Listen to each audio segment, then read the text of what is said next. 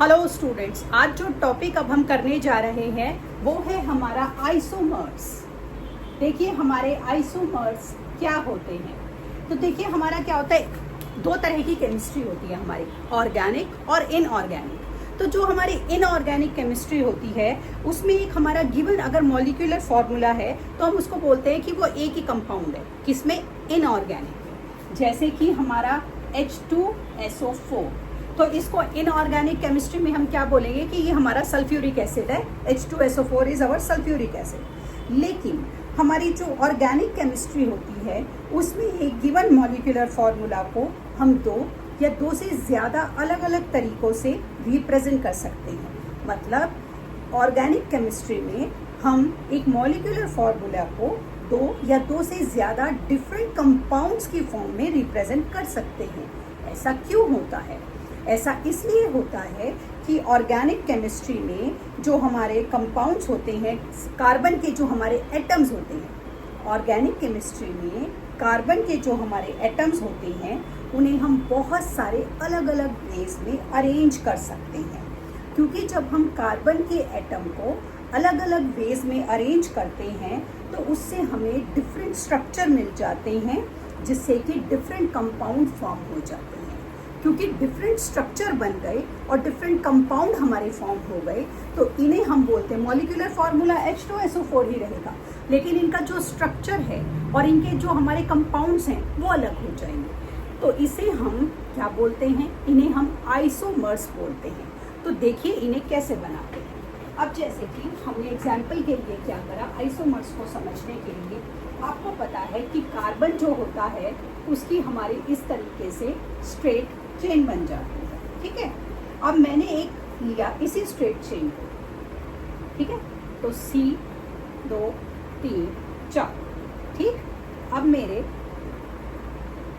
देखिए ये क्या हो गए, हाइड्रोजन। इसे हम क्या बोलेंगे, इसे हम बोलेंगे N-ब्यूटेन, N-ब्यूटेन।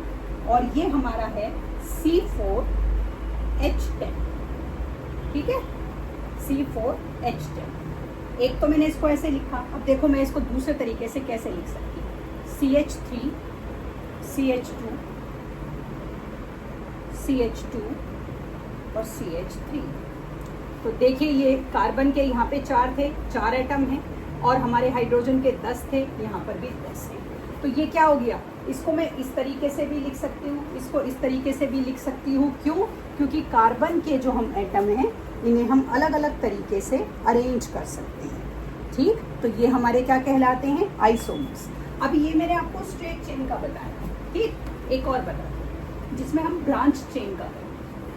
तो अब देखिए हमने क्या करा, कार्बन के हमारे 4 थे तो हमने ऐसे ना ब्रांच निकाली, 1 2 3 और 4, ठीक है। अब देखिए हम इसको क्या करते हैं, 1 2 3 4 ब्रांच निकाली,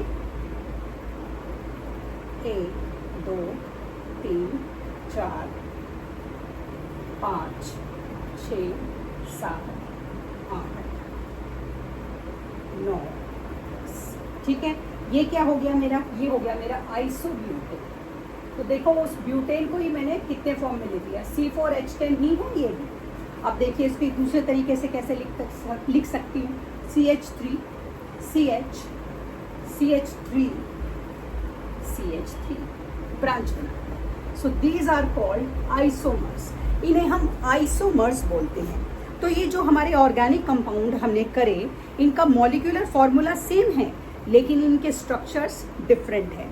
तो नॉर्मल ब्यूटेन जो हमारा होता है, जिसे हम N-ब्यूटेन बोल देते हैं साइंस की भाषा में, उसमें हमारी स्ट्रेट चेन होती है, वेयर एज आइसोब्यूटेन में हमारी ब्रांच चेन होती है। अब आपको ये चीज़ ध्यान रखनी है कि ये जो आइसोमेरिज्म है हमारा, ये तभी पॉसिबल होगा जिसमें कार्बन के 4 या 4 से ज़्यादा एटम हों। अगर कार्बन के 4 से कम 3 2 या 1 एटम है तो आइसोमेरिज्म हमारी पॉसिबल नहीं होगा। इसीलिए हमारा मीथेन, इथेन और प्रोपेन में आइसोमेरिज्म हमारा पॉसिबल नहीं होता। क्योंकि मीथेन में कार्बन का 1, इथेन में 2 और प्रोपेन में 3 होते हैं।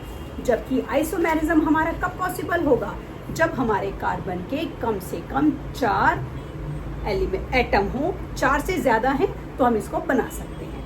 तो आइए आइसोमेरिज्म का एक और आपको एक एग्जाम्पल समझाते हैं, इससे आपको और बेहतर क्लियर हो जाएगा। अब हमने क्या करा, आइसोमेरिज्म को और समझने के लिए हमने एक अपना लिया एन पेंटेन। ठीक है, जो हमारा पेंटेन होता है उसका केमिकल फॉर्मूला क्या होता है पेंटेन का? C5H12। ठीक है, तो अब सिंपल अगर आपको इसको बनाना है 1 2 3 4 5, तो देखिए 1 2 3 4 5 6 7 8 9 10 11 12 बन गया हमारा।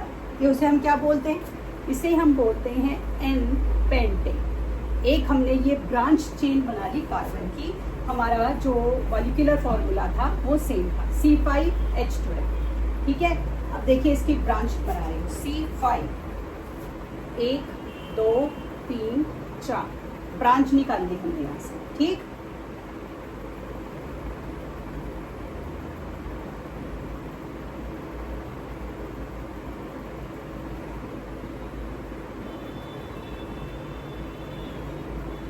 C5H12। ठीक है, इसे हम क्या बोलेंगे? आइसोपेंटेन। आइसोपेंटेन क्योंकि ब्रांच आ गई, इसको हम 2 मिथाइल ब्यूटेन भी बोल देते हैं, 2 मिथाइल ब्यूटेन। ठीक है, अब देखिए एक और करते हैं इसी को, सेम मॉलिक्यूलर फॉर्मूला। ठीक है, C5H12 देखिए 1 2 3, ठीक है 4 5। तो अब मैंने क्या करा इसको, ये मेरा हो गया, 1 मिनट दीजिए। हाँ, तो अब मेरे ये 5 हो गए सी के। अब बना दीजिए 1 2 3 4 5 6 7 8 9 10 11 12 C5H12। इसे हम बोलते हैं नियोपेंटेन। नियोपेंटेन, और ये हम इसको क्या बोल सकते हैं? 2 डाई मिथाइल, 2 चेन निकल गई, di methyl propane, dimethyl propane. इस तरीके से हम ब्रांच चेन बना देते हैं। ठीक है, तो हमारा जो मॉलिक्यूलर फॉर्मूला था सेम था, लेकिन हमने ब्रांच बना दिया, हमारा आइसोमेरिज्म हो गया। आइसोमेरिज्म के लिए हम एक और स्ट्रक्चर ले लेते हैं C6H14। C6H14 हमारा क्या हुआ? ये हमारा हो गया एन हेक्सेन।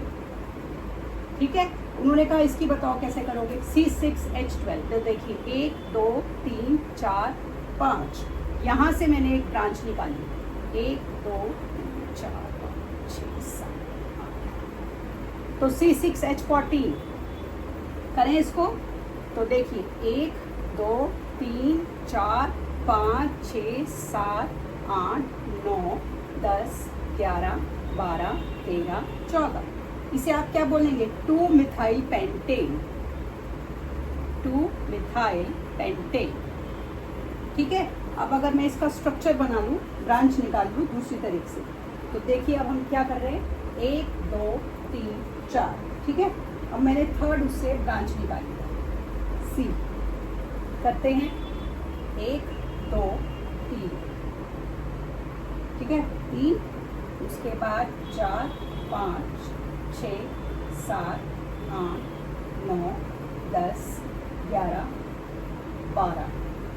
अच्छा, तो अच्छा यहाँ से भी एक चेन निकालनी होगी हमें, हमने नहीं निकाली, सेकेंड उससे 12 ही हुए ना, 12 13 14 हो गए। C6H14 ये हमारा कहलाएगा डाइमिथाइल ब्यूटेन। Dimethyl butane. इस तरीके से हम आइसोमेरिज्म में सेम मॉलिक्यूलर फॉर्मूला लेकर अलग अलग स्ट्रक्चर बनाकर अपने कार्बन के एटम को और हाइड्रोजन के एटम्स को ऑर्गेनिक केमिस्ट्री में अलग अलग तरीके से अरेंज करते हैं। ठीक है, आज की क्लास में इतना ही, बाकी कल करते हैं। तब तक के लिए शुभ रात्रि।